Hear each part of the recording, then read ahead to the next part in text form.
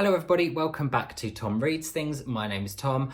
I hope you're all very well. So, this is part 2 of my highly anticipated historical fiction series. I say series, it's only going to be 3 videos. So the idea is that these videos I talk about the historical fiction that I've been reading over the last couple of years and talk about some books that I really liked and some books that I did not like. So let's get cracking, shall we? The first book that I want to talk about in this video is The Butcher's Hook by Janet Ellis. So I have a feeling that Janet Ellis was a Blue Peter presenter back in the day. Can anyone verify that for me? Please comment down below if you know whether she was or not. But anyway, yes. So The Butcher's Hook follows the story of a young girl living in Georgian London. And she meets a young boy who is a butcher's apprentice, and she kind of imagines a life of kind of excitement with him, and she wants to be with him, but her parents choose someone else for her, and this sparks a kind of very dark side in her, and the story kind of goes on from there about how she it becomes very destructive and the lengths that she will go to kind of get her own way. So I don't know if I liked this or not, really. I think it's very intense, and this girl is cray. Like, she is absolutely an amazing character. She's very unlikable in my opinion, and I think that's why I didn't like it, but that shouldn't really put you off because it's very well written and it's an amazing story, and it's set in Georgian London, so you can't really go wrong there, can you? Yeah, the lengths that this girl goes to get her own way are terrifying, to be perfectly honest with you. So yeah, I'm not really sure why I didn't like it. I think it's because I found this girl, the main character, quite hard to like.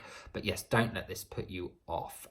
Do pick it up. Again, it's only very small and it's set in Georgian London. So the next book that I want to talk about, I'm gonna go out on a limb here and say it's my favourite book of all time, and that is The Binding by Bridget Collins. I cannot rave about this book enough. Please read it. It is so good. If you like historical fiction, you're going to love this. It is absolutely captivating, spellbinding. It takes you on the journey of a lifetime, and I cannot recommend this book highly enough. It follows the story of Emmett Farmer, who is a farmer, weirdly enough, and he lives with his family, but they send him off to become an apprentice at a bookbindery. Now, this is set in Victorian England. However, it's set in a kind of magical realism Victorian England, where bookbinding is a practice that is carried out. And bookbinding is where someone who has bad memories can go to a bookbinder, and they can have their memories taken out of their minds and buried and bound up in books. And the only way that those memories can be returned to them is if those books are destroyed. So he goes off to become an apprentice at a bookbindery, and very quickly he learns the trade. He has a skill for it. You're kind of, in this story, you're kind of born a bookbinder. It's not really something you go to. It's very vocational. So he all of a sudden discovers in this bookbindery a book with his name on it. And so he comes to realise that he has had some negative memories which have been bound up in a book before. And the story kind of goes on from there. I just cannot rave about this enough. Everyone who I've told to read it absolutely loves it, especially my sister's girlfriend, Laura. Oi, Laura! She really liked it. So yeah, please pick this up. If you want to read it, I will buy a copy for you and send it to you.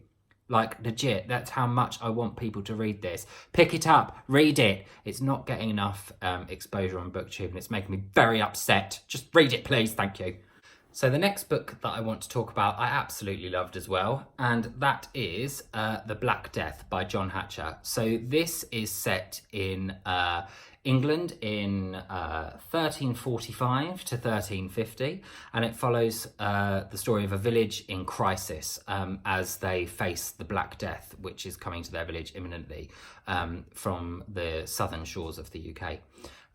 What I absolutely love about this book is that the first part of each chapter is kind of is non-fiction and talks about what was going on during that time in the UK with the plague, and then the rest of the chapter is a fictionalized tale of a particular village in the UK as they wait for the Black Death to approach.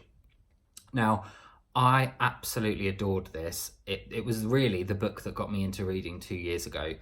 It's so terrifying. Like, just imagine being in a village and being like, oh, the Black Death's coming and it's probably going to kill most of us and there's absolutely nothing we can do about it. Like, what would you do? Would you flee? Would you stay there? Would you shun your neighbours when they're ill? What would you do? So yeah, this is such a good book. Do pick this up. I haven't really seen it in any bookshops, but I'm sure you can buy it on the Information Superhighway. It's really good. Pick it up. Please read it. Thanks. Bye. The next book that I want to talk about is one, again, that I really liked, and that is The Wicked Comet by Laura Carlin. So this book is about a young lady called, hang on a minute, Hester White. And she is a young lady in Victorian England, and she is hit by the horse and carriage of a aristocratic family. She is taken to their house to recover, and that is where she meets Rebecca Brock, the sister of the kind of lord of the manor, if you like. And the story kind of goes on from there. It's really a sort of whodunit, really, and it follows Hester and Rebecca's escapades around London as they try and figure out who perpetrated this crime that they're kind of looking at and working on. What I love about this is it's very Dickensian. It's very it's everything I love about historical fiction that's set in Victorian London. It's gritty, it's grimy, it's the kind of truth of Victorian London. It's not a pantomimized version of Victorian London, and that is what I really like about it. There is also an amazing twist in this book, and I was like, I really did not see this coming, and that kind of kept me gripped until the end, really. Laurie Yates, this is another one that I think you'll love, so I'm going to let you borrow this. Cheers, thanks, bye. The next book that I would like to talk about is Sleep of Death, and this is by Philip Gooden. So this, as the little thing here suggests, is a Shakespearean murder mystery. So this is set in Shakespearean London, and it is about a gentleman who is found dead, murdered in a hammock in his orchard in his walled garden in London. And it's a kind of whodunit story. It features some famous historical real characters such as William Shakespeare, makes a cameo in this. It was all right. It wasn't amazing. I think what I found difficult with this is the names of the characters, and that sounds really weird. But when I'm reading a book set in Elizabethan London, I don't expect the main characters to be called like Janet and Ian. It's just a bit weird. Like, those may well have been actual names at that time, but it just felt weird reading about Janet and Ian in Elizabethan London. Very strange. So the last book that I would like to talk about in this video is one that I'm sure you have all read, or a lot of you will have read. It's been very popular here in the UK at least, and I can absolutely see why, and that is Heather Morris's The Tattooist of Auschwitz.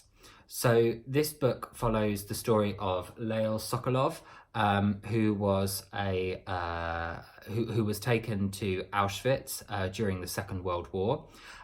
He managed to survive because he offered his time and skills to work as a tattooist at Auschwitz. So he became valuable to them as a worker, and that's kind of how he survived. It also talks about how he met his wife there and the struggles that they went through just to get through each day and just to stay alive.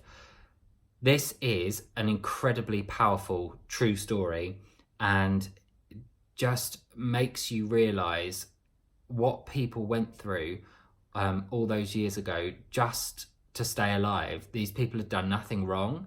They were just taken from their homes and they were put to work in these concentration camps, not knowing from one day to the next whether they were going to survive or not. And it's incredibly moving, very, very, very well written. I think Heather Morris spent a lot of time with Lael himself, kind of drawing his story out of his head, and it really shows. She's got all of the detail in here, and it's an absolutely remarkable story. So yeah, if you haven't read this yet, do pick it up. It is well worth a read. So that's the end of part 2. I'll be back next week with part 3 of my historical fiction video series, so I will see you then. Thanks very much. Bye.